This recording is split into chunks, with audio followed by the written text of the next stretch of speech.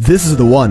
This explains our purpose on Earth if it's true. Y'all couldn't stop asking me about it, so here you go. I can't even say it. Who are the Anunnaki? Simple terms, they're the true OG creation myth as recorded by the ancient Sumerians, who are widely regarded as the first ever civilization in history. Predating even the Egyptians, the Sumerians existed about 6,000 years ago. And in 1849, our whole understanding of ancient history was shattered when 14 tablets over 4,000 years old were uncovered in their region of Mesopotamia. Y'all ready for this one? Because these tablets pretty much explain our purpose on Earth in the most clear-cut way possible. This is the story of the Anunnaki, the Eridu Genesis. So, 445,000 years ago, yes, I said that number correctly, supposed creator gods came to Earth in search of resources. The Anunnaki, whose name can be taken to mean those from which heaven to Earth came. They came from another world called Nibiru, one that visits Earth every 3,600 years, ruled by their king Anu. Now here's the first red flag. Another planet visiting ours this infrequently is impossible, right? Not according to NASA. In fact, they've been finding evidence of this planet for years. Except they call it Planet X, or Planet 9, and many top-ranking researchers analyzed data and pretty much all but confirmed its existence. And the reason we can't see it is because its orbit looks like this. A super elongated path around the sun that only gets close to Earth every 3,600 years. And we know orbits like this are physically possible, as they've observed in other exoplanets. Anyway, story goes on to say that living conditions on Nibiru deteriorated and became hostile. So the Anunnaki came down to Earth for some goods, specifically water and gold, which apparently helps restore their planet's health. Now, it might just be a coincidence, but gold is actually used in modern spacecraft to shield from radiation, so were the Sumerians aware of that? They established a base on Earth called Eridu, made for collecting these resources in the Persian Gulf. They send down Enki, Anu's son, to lead this expedition and rule over Eridu. With him, he brought the Igigi, another race of demigods who were essentially their slaves to gather the gold and water they needed. Now, the Igigi were down bad after 250,000 years of slave labor with little rewards, so they revolted but lost, and now the Anunnaki had no workers. So Anu orders Enki to create a new slave race, intelligent yet obedient. Enki combines his essence with a species of cave-dwelling savages that exist on Earth at this time. That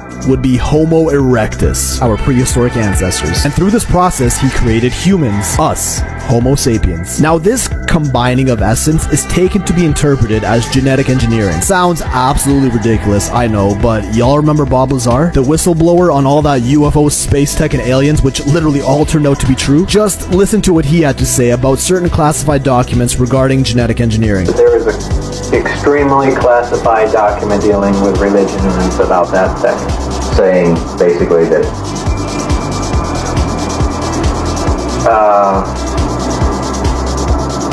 that we're a product of genetic engineering from someone. Yeah, how can you just swallow that whole? I don't know about you, but he clearly seemed genuinely uncomfortable talking about this, and I can't think of any reason he'd have to lie about it. So in the tablets, they called this new species the first men, translated to Adamu. Now in Hebrew, Adam translates to man, so Adamu was taken to mean men of Adam. Does that name sound familiar to you?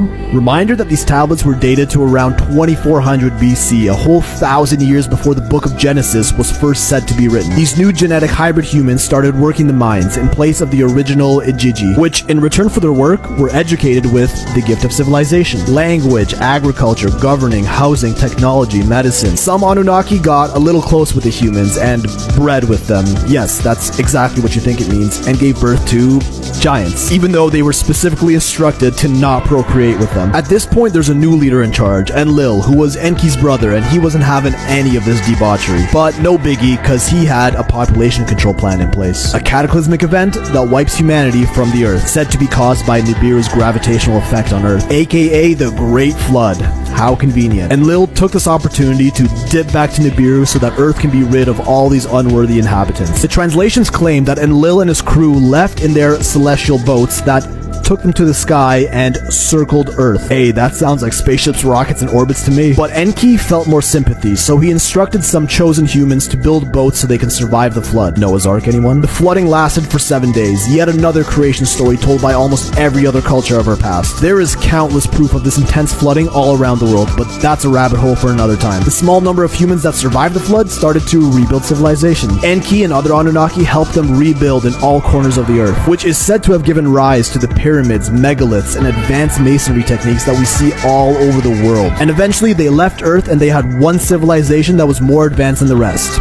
This were the Sumerians. This exact story is even told in the Atrahasis of the Akkadians and the Enuma Elish from the Babylonians. Now this is where it gets trippy. The Anunnaki appointed kings, humans that acted as their representatives on Earth to make sure that the people still lived under their control, whose ruling authority would be passed down every generation in what would become the elite class as we know today. You know, Rothschilds, Illuminati, royal family, Freemasons, whatever you want to call it. And it's how they continued to rule Earth for thousands of years to this day from a planet far ass away. Basically, the story claims that we're a genetically engineered species that were designed as slaves to serve a ruling class. And we really do see this slave master paradigm all throughout history. Up until the last couple hundred years, the entire world population was divided into a peasant class and an upper class of royals, nobles, the rulers, kings, emperors, shoguns, and the plebs they rule over. But today, things are different. Or are they? Did the peasant class just become the modern day working class? And the ruling class now work behind the scenes in an attempt to give us the illusion of freedom?